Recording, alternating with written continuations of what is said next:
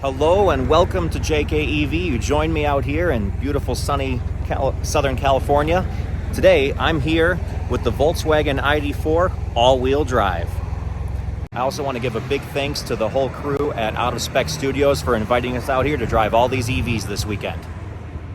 This is the Volkswagen ID.4 all-wheel drive. So first I'm going to tell you a little bit about the ID.4 and we'll take a trip inside. And then we'll take it on a drive through the city, from the city of Pasadena onto the highway and then up to Angeles Crest Canyon. This will give us a mixed driving experience of testing the ID.4 on all road conditions. It features 295 horsepower, which is 94 more horsepower than the single motor rear wheel drive, as well as 339 foot-pound of torque, which is 110 foot-pound more than the rear-wheel drive. That extra power propels the ID.4 all-wheel drive from 0 to 60 a whole 2 seconds faster than the rear-wheel drive model, resulting in a 0 to 60 time of 5.4 seconds. So we're here in our ID.4, and the thing to keep note of is they're identical. The only difference between the ID.4 rear-wheel drive and all-wheel drive is the second motor on the front. There still is, we get no frunk, they get no frunk. Interior is exactly the same. So let's dive into the infotainment briefly. As we've documented in our road trips, one of the common issues with the ID.4, where it kind of falls on its face a little bit, is the infotainment. It's a great daily driver, and if you're using the car for just around town or very short trips that you know where you're going to charge, etc., it's a great vehicle for that.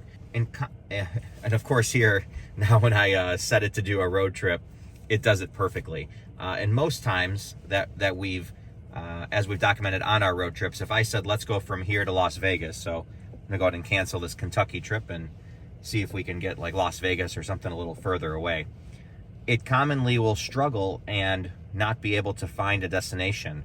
And because electric car chargers are not as common as gas stations, road tripping and route planning is one of the very important features that unfortunately some of these legacy brands have not gotten figured out as well as, in my opinion, they should.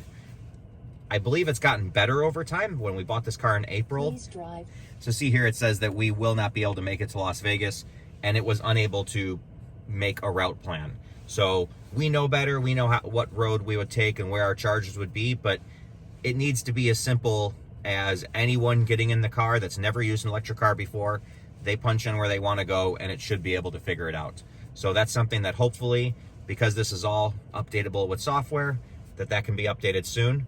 But outside of that, everything else on the ID.4 is very good. I mean, I guess one other flaw I would show is that there's no backlighting on these controls here, and the all-wheel drive is the same issue. And also sometimes the screen can be a little sluggish, but we've learned to adapt to it. The wireless Apple CarPlay functions really well, so I can jump in here and see my maps or wherever I want to go. And there's great features that I've also documented in the winter tips video, such as setting the car up to preheat every day. So I can set it up that I want to depart my house at 7:30 in the morning on a certain weekday, and the car will just be warm or cool in the summertime, ready to go. Sound system is just a basic sound system, but it's very, very good. I have no complaints against it. Radio is great. It's a Sirius satellite radio. No AM, which is interesting. I found a lot of electric cars don't have AM radio. Not really sure what's there. You can also get internet radio set up here for a monthly subscription through Volkswagen. It is also comes with a Verizon hotspot that you can pay monthly for if you choose. So with the ID.4, you can also set your charging limit. Volkswagen recommends 80%. Most times we actually only charge to 50 or 60% overnight because we know how much we're driving the next day. But if you want to leave the house with a higher state of charge, that's perfectly okay. You can set your locations for where your chargers are. And that can be relevant for if you're setting it to start charging after a certain hour of the day, like for where we live, we get cheaper electricity overnight than we do during the middle of the day. Lots of features are customizable within these menus. I really actually like this way of describing what you're doing to the car because it points to the car. It's pretty self-explanatory what it's doing versus just being a long list of things that the car has on it. This makes it more self-explanatory of, oh, interior lighting. Okay, that's what we're adjusting here, and it points to the interior lighting. And then we go over here to the assist system, and similar, because it has a picture, it's very easy to understand what it's doing. So I can click here and I see, okay, that's my front assist and forward collision warning. Or speed limit, I can see, okay, that's the dynamic road sign. You can see right here in front of us shows what the speed limit is. And you can set your adaptive cruise control following distance, as well as your lane keep assist and blind spot warning. The interior lighting on this car is really cool too. I can customize everything. So we're in a Christmas theme over here. So we have red and green over here, and the light goes all the way across the whole dash and really looks pretty cool at night. Another great feature of the ID.4 is it doesn't just put everything into this one 12-inch screen. You also get this little screen up here that gives you your while you're driving, your navigation on the right, speed in the middle, and state of charge just below that, or remaining range, I should say. And then to the left is your safety system. So if I was in adaptive cruise control, you'd see a green line on each side of the vehicle, as well as how far in front the vehicle is in front of me. And then with the ID.4, there's two sets of regen. There is D mode and B mode. If you set the car into B mode, you get more regenerative braking, borderline one pedal driving. However, automatic creep is always built into the Volkswagen. So it will not do full one pedal driving. Hopefully that comes soon, since that's obviously a software updatable feature. But at this point, Volkswagen shows that they want to permanently have creep enabled. And that makes sense for them because they're targeting, the CRV RAV4 owners. So they want someone to get in this car and feel like they're driving every car they've ever driven before. They don't want to have it be an awkward experience that might scare someone out of the purchase. For people like us that have driven electric cars, you get used to creep not being there, and it's kind of weird when you get in this car and it has it on. So you join me here for my first driving impressions on the ID.4 all-wheel drive. One of my favorite features of the ID.4 is it is a very comfortable seat and actually features a active massage.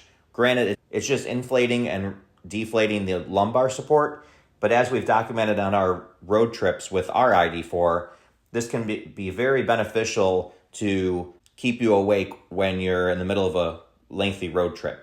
But there's a lot of great features in this car for a very reasonable price. And when you compare what it would cost for a RAV4, CRV, Ford Escape, any of those competitive compact SUVs, and you put the ID.4 up against it, remember that you can qualify, if your tax situation does allow, for a $7,500 federal tax credit and potentially more from the state that you live in.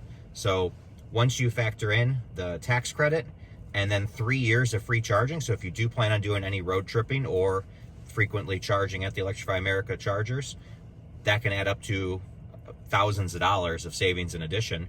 You'll find that at the end of the day, the ID.4 is very competitive in the compact SUV market. Where it can struggle is if you could try to compare it to the Mustang Mach-E or the Tesla Model Y, or some people also compare it to the Volvo XC40 that I reviewed last week. But again, you need to look at that those vehicles are much more expensive. The ID.4 starts at $39,900, so years makes no difference, $40,000. The Mach-E starts at $43,000. The Volvo starts at $55,000, and the Tesla prices change every 2 weeks, but that's in the mid-50s as well. So bang for the buck, the ID.4, in my opinion, is the best value compact all-electric SUV that you can buy today. The Ioniq 5 will be coming out soon. The Kia EV6 will be coming out soon, so it will be getting more competitive once those hit the market. Nissan Ariya will be out, but I believe that's going to be more expensive. And now let's move on to the driving impressions. Altogether, it's just ID.4, just it's got you can feel the more horsepower. The 100 extra horsepower definitely makes a difference. Not a massive difference because it kind of rolls on the power, but it is appreciated. The one downside though is it definitely seems a little stiffer than our ID.4. So you kind of take the good with the bad. You get the extra performance, but definitely a more sportier suspension comes on this model. My best recommendation is if you're looking at a SUV and you think you want all-wheel drive, just give it a try. In my opinion, I don't think all-wheel drive is necessary. Electric cars have such good traction control these days, you can get away with the rear-wheel drive model that we have. But to each their own. It depends on the climate that you live in. I can definitely see if you're in a northern state, the all-wheel drive would give you that extra sense of comfort in winter conditions. And as I mentioned in my winter driving tips video, all-wheel drive can help you take off from a stop better than the rear-wheel drive. However, it doesn't matter how many motors you have, brakes all function the same, and the all-wheel drive will take just as long to stop. In fact, maybe even longer since it's heavier to stop in wintry conditions than the rear-wheel drive. So unless you have dedicated winter or snow tires, I recommend spending your money on that over all-wheel drive second motor. So that's a wrap for the 2021 Volkswagen ID.4 all-wheel drive. Thank you so much for watching. And please, if you haven't already, like and subscribe. And take care until next time.